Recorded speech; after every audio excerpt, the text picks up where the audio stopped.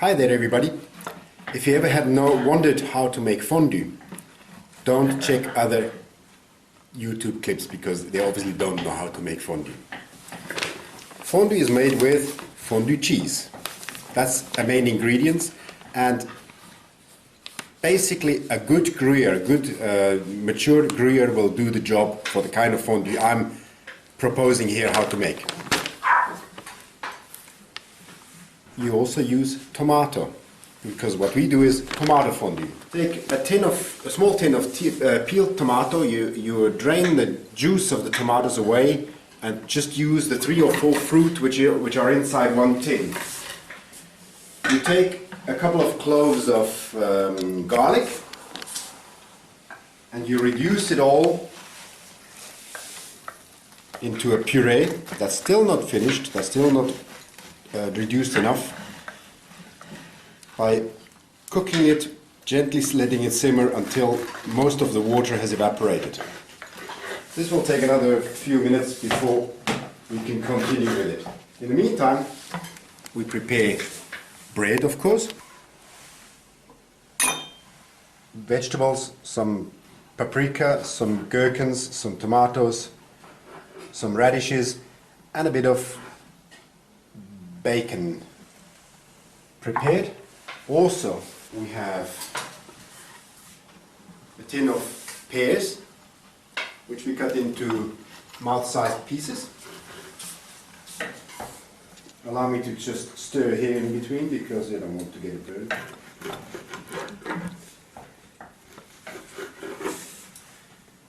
You need a bit of maize starch later on to emulsify the whole mix. And of course, never miss out on the kirsch, which is distilled cherries, schnapps. And always nice with fondue is a good dry white wine. Never fail to have a glass of white wine ready whilst you're cooking, because that's very important not to get thirsty. I've reduced the tomato now to a nice puree mix, which I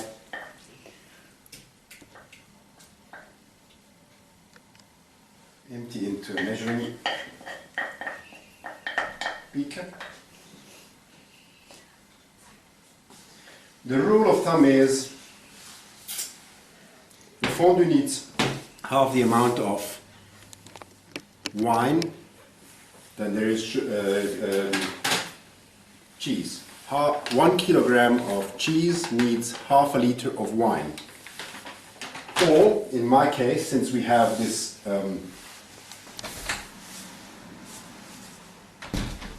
tomato puree, we use the total mix of tomato puree and dry white wine. It's important to be a dry white wine.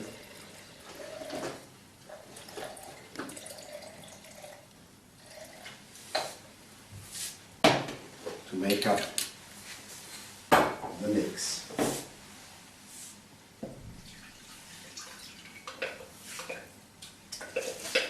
The real beauty about fondue being all this you can prepare before the guests arrive.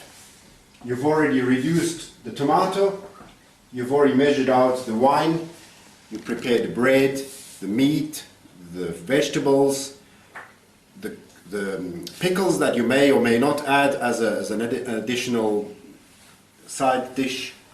All this you can prepare up front. By the time the guests arrive, all you do is bring the cacon back onto the heat, bring the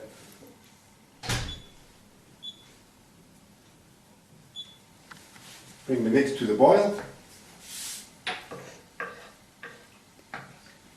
add a little bit of lemon juice to give it a bit of acidity into the mix.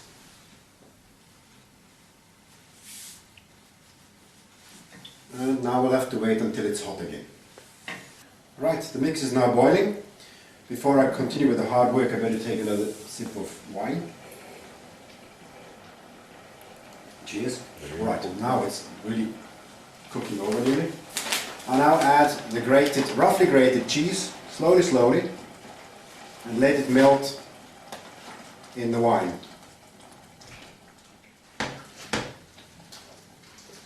As we start stirring the mix with the cheese, it requires stirring in a figure of 8 to make sure it doesn't burn in the center of the pot.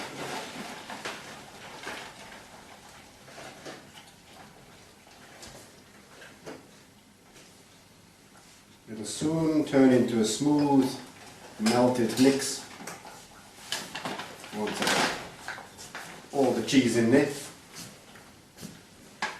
And with that, thank you very much. Takes a little bit of patience now to make sure this mix melts nicely and smoothly.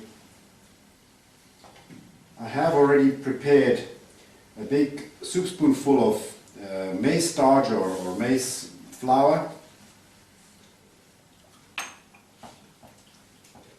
together with a drop of kirsch. I can prepare this to add in just a minute's time. Doesn't take much, don't overdo it with the schnapps, it only makes the fondue rough, which we don't want. We want the smooth, tasty fondue that tastes of cheese and not of schnapps. But this is turning into a nice little thing, not yet, but just now. At the same time, we come to the point of asking the guests to get to the table, help themselves to a few pieces of bread, stick one of the breads onto their forks, because the rule says once the fondue is on the table, there should always be one of the persons eating should be stirring. Continue with the stirring motion once the fondue is served at the table. So whilst asking the guests to sit down, I have to start the fire of the réchaud. Of course, today lots of people are using an electric, thermostatically controlled fire or heat source. I prefer the traditional burner with white spirit. Takes a bit more. It requires a bit of extra care to make sure it doesn't burn, it doesn't overboil, it doesn't get too cold, but that's the cook's involvement to make sure everything is running smoothly throughout the entire serving of fondue. Now the mix has melted down nicely. I add the soup spoon of maize flour into the mix. That just smoothens and emulsifies the mix nicely. Looks good, not sure yet what the people will say. What also helps, a bit of black pepper. I like to give it a good addition. Can be further added at the table to the taste of the people, but it does require a bit of a spicy taste to it. Cooking is finished. See how nicely molten this thing is now. Let's call it a day. Cool. Right, it's the cook's turn to take the filming. To do the filming. You can see the flame nicely underneath. That keeps the mix hot. Always somebody stirring with a piece of bread, some bacon, some veggies as they like. We've got some pickles here. And everybody smile. Cheers! I should just add a bit of extra information to this recipe. It requires usually 200 grams per person of cheese. So 1 kilo of cheese makes a good portion for 4 people, of good eating people. However, it is ever so nice to have a little bit of leftovers with a fondue. because you'll make the most delicious risotto the next day if you just add a little bit of wine, some bouillon mix, and cook the rice inside the fondue caclon with the cheese. Yet another piece of information that relates to fondue. It is indeed a Swiss dish and not a French dish.